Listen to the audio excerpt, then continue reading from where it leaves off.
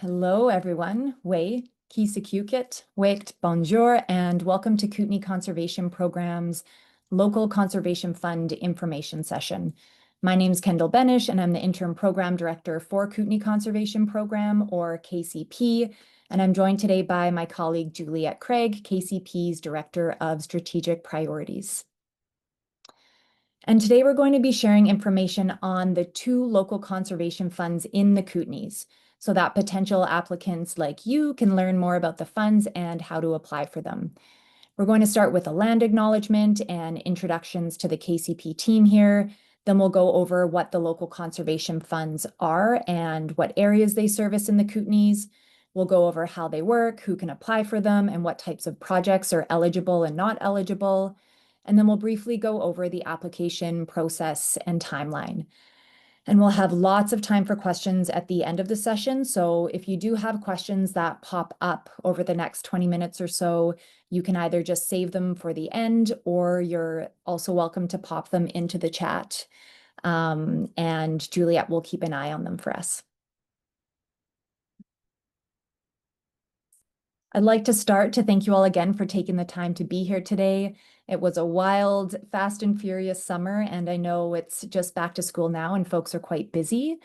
And we'd also like to start with acknowledging that Kootenay Conservation Program works within the traditional and unceded territories of the Ktunaxa, Secwepemc, Sinixt, Syilx nations who have stewarded the land and all living things since time immemorial, and whose values and cultures continue to guide stewardship in the Kootenay region. I'd also like to take a moment to tell you a little bit more about myself and Juliette. So as mentioned, my name's Kendal, and I'm the Interim Program Director for Kootenay Conservation Program.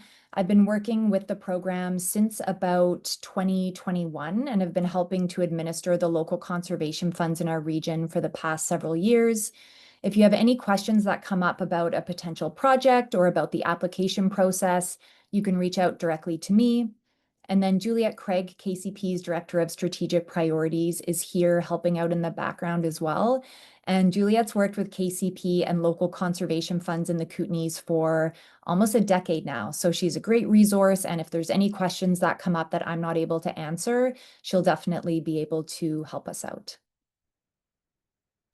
And if you're not aware of KCP, we're a diverse network of over 85 organizations that work to support conservation in our region.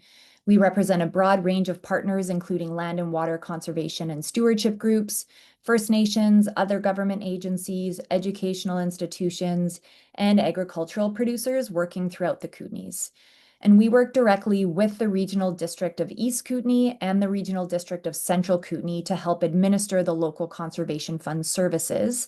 And I'll probably mention this a couple times during the information session today, but our role is strictly administrative. We don't make any decisions on which projects are funded. We're just here to support the process. And then it's the regional district directors that ultimately approve individual projects for funding.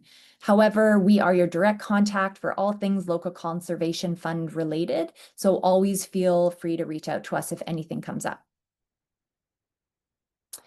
So we'll just jump on into it here. What is a local conservation fund? It's a local government service that's funded through a dedicated tax, and it's used to support local conservation projects. So funding is set aside each year by the regional district, and then eligible organizations can then apply to this fund for their conservation project, which has to be located within one of the fund's service areas.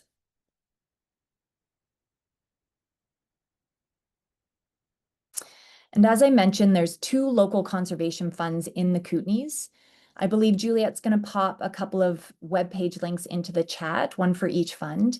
And for those over in the East Kootenay, the first fund is the Columbia Valley Local Conservation Fund, and it's a service of the Regional District of East Kootenay.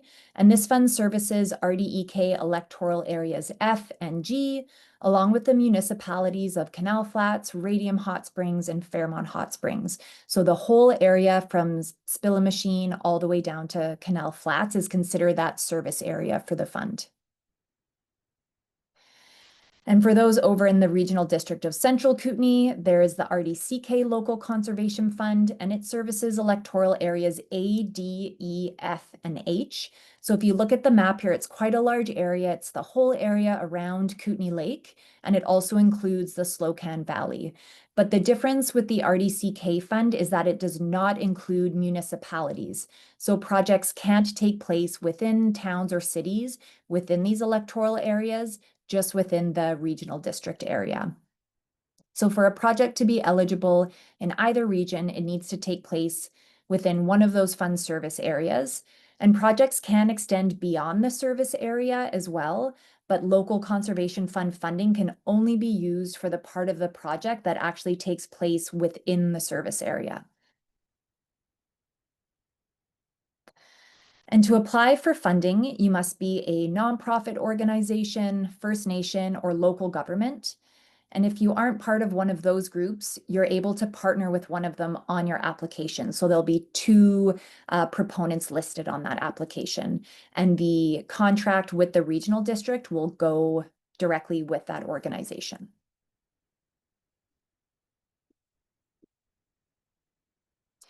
And for both funds, there really is a focus on the ground conservation actions. So the idea is that projects implement a tangible, boots on the ground project that can make an impact on conservation in the region.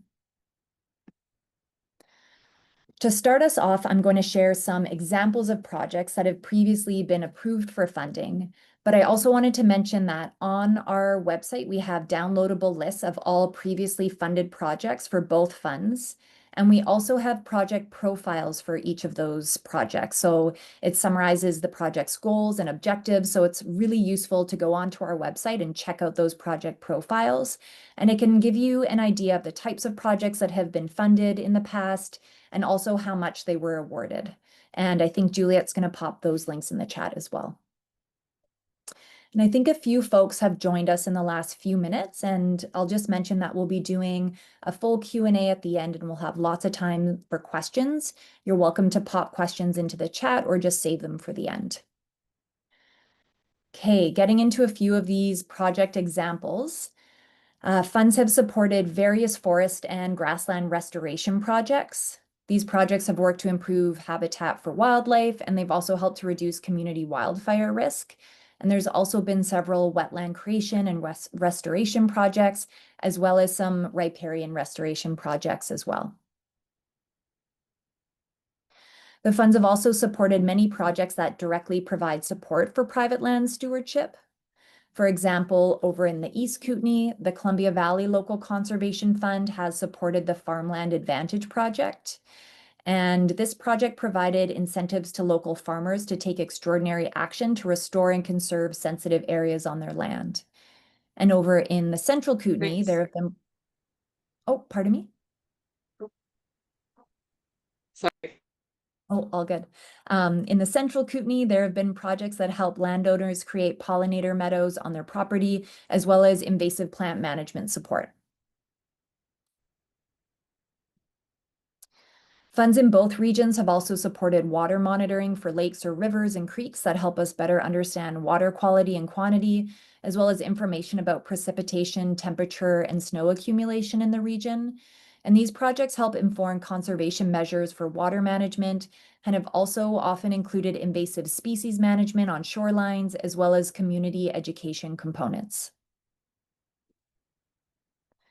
And there's also some great examples of projects that have helped to improve human-wildlife coexistence in the region. These have included a 50-50 electric fencing cost share program for residents living in grizzly corridors to protect livestock and fruit trees, while also allowing for the safe passage of bears. And both funds have supported projects working to create and enhance habitat for bats, as well as help landowners safely coexist with them in the region.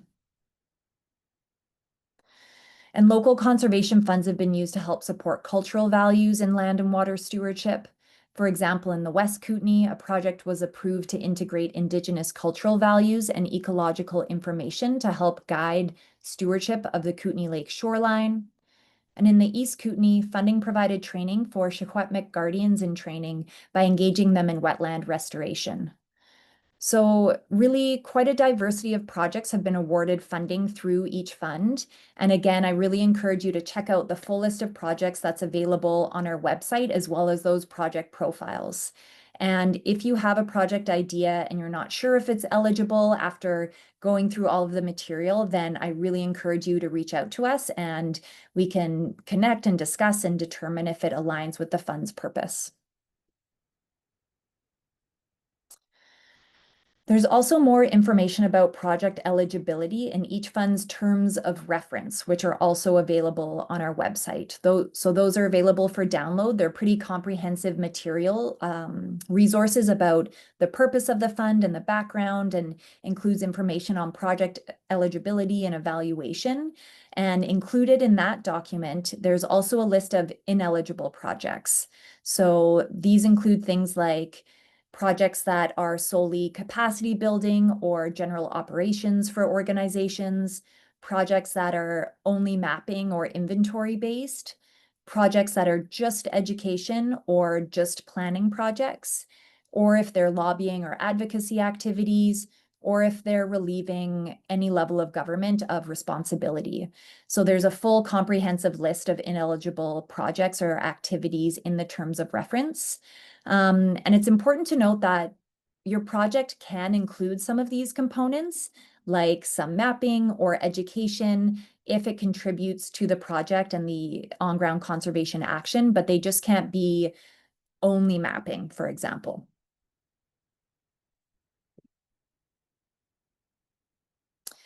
And before we get into reviewing how the project applications go, I wanted to cover how projects are evaluated. So once you've completed and submitted your funding application to KCP, your project is then evaluated by the fund's technical review committee. So this is an independent volunteer panel of local experts in each region, and they follow very specific proposal ranking guidelines and technical evaluation criteria that again can be found in each fund's terms of reference. It's Appendix 2 in that document. And the technical evaluation criteria includes things like project feasibility. So is your project feasible? Does it seem feasible that you'll be able to complete it within the amount of time and with the funding proposed? Cost effectiveness. So is there good value for the funding that you're requesting for your project? Cost sharing, which includes project partners. So if you're sharing the burden, the financial burden of your project with other project partners that are supporting it. And project effectiveness is it going to address a conservation priority and have a significant impact on local conservation? And then overall technical merit. So is the project technically sound? It's a really good idea to read through those criteria in the terms of reference prior to applying and make sure your application addresses all of those evaluation criteria. And you'll notice as you go through the application that they are really aligned. So that's part of the evaluation. And again, if you have any questions as you review them, please don't hesitate to reach out. So after the technical review committee completes their evaluation, they provide a set of recommendations that are shared with the regional district area directors. And it's those area directors that ultimately make the decision on what projects are funded. And they might have additional considerations such as community priorities or geographic location of all of the projects or other considerations that are coming into play. And I'll take the opportunity to mention again here that KCP is just an administrative partner with the regional districts, and we don't make funding decisions or recommendations for the fund. We're really here just to support your project application and the whole process and answer any questions that might come up for you along the way. So I'll jump into applications now and just review the different documents and the process. As far as the timeline goes, applications will close at the end of October on the 31st. You will receive notification of whether you've been approved for funding or not, typically by the end of February or in March. And then the regional district, if you are approved for funding, they'll reach out with a contract, typically in March or April. All of the application forms are now available on our website and can be downloaded there. And those are those links that Juliet popped in the chat earlier. So there's a different web page for the Columbia Valley Local Conservation Fund and the Regional District of Central Kootenay Local Conservation Fund. They do have two different applications. If you're an organization that works across the whole Kootenay region, you would have to apply separately for those two funding sources. And if you have any issues with the forms or downloading them or using them, just let me know.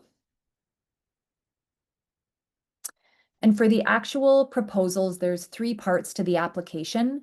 There's a 2-page fillable PDF form, which once in a while does give people trouble. So yeah, we can fill it out together over the phone if you're having issues with your computer. Then there's a Word document that contains the bulk of the application questions, and you just fill out that template. And then a simple Excel budget template that we provide as well.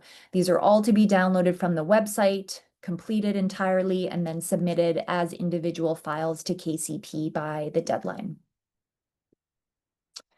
The PDF document is just 2 short pages. It includes simple information such as the project name, who's applying, if you have a project partner, how much you're applying for, where the project takes place, and then there's some questions around project eligibility. So if you're not able to determine your eligibility based on this sheet, then reach out and we can have a discussion, or potentially your project might not be an eligible project for that fund.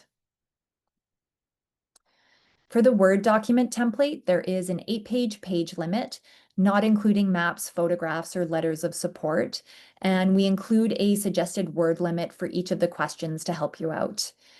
And you'll also be asked as part of this to fill in a work plan table that indicates your project activities and deliverables, and that's what you'll be reporting out later in the funding cycle.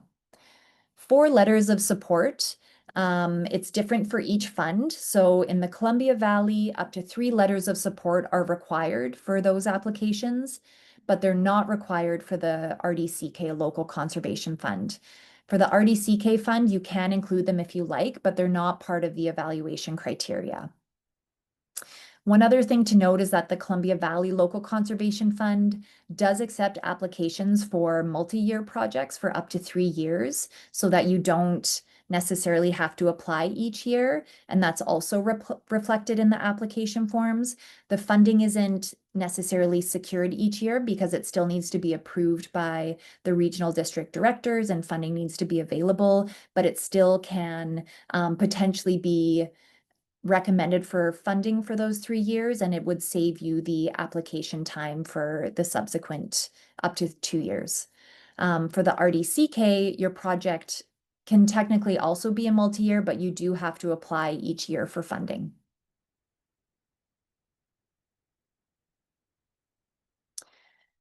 And then in the budget template, there is a portion at the top where you enter all of your anticipated revenues for the project, including the local conservation fund portion that you're proposing or requesting. And then the second half of it is a section for expenses where you'll outline all of your project expenses, and your project revenues and your project expenses should match. If you're having an issue with that, and that's something that we always check right away upon project application intake. So make sure those two things match. If you're having issues, we can chat through it. And to help project applicants with the application process, in recent years, we've also put together an application guide that includes information about the fund, project eligibility, and some more details for each of the application sections and questions. And the guide goes through each individual question and also has answers to a few frequently asked questions that we'll also go over today. And we recommend reading this application guide thoroughly before applying, as well as the fund's terms of reference that I've mentioned a few times. So once projects are approved for funding by the regional district, we will send out a notification letter to you, whether you've been approved for funding or not. And these letters include your notification if you've been approved.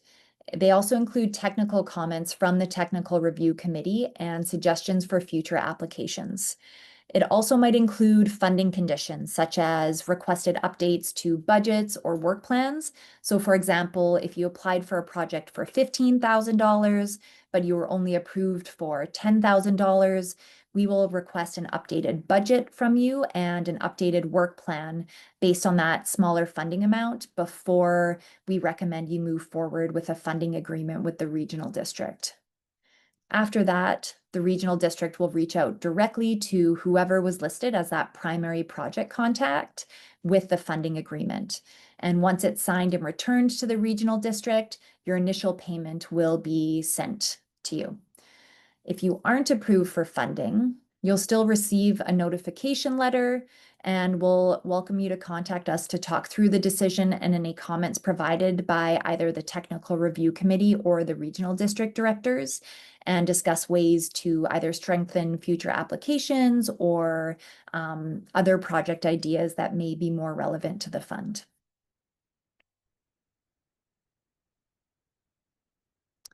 So in summary, to complete your application for a local conservation fund project, you'll head to the website, download all of the information and all of the forms. If you have a new project idea, we strongly urge you to reach out to us to discuss it prior to applying. Read through that terms of reference and the application guide. Make sure you complete all of your application forms and submit them directly to us by the end of October. And then please also make sure that you receive confirmation via email of your application. So once you apply, within a couple days, you should receive a confirmation from me. If you don't, feel free to just follow up and make sure that we received it. That's the bulk of the info that I'll be providing today. Before we jump into the Q&A part of this info session, I thought we'd just go over a few of those frequently asked questions first.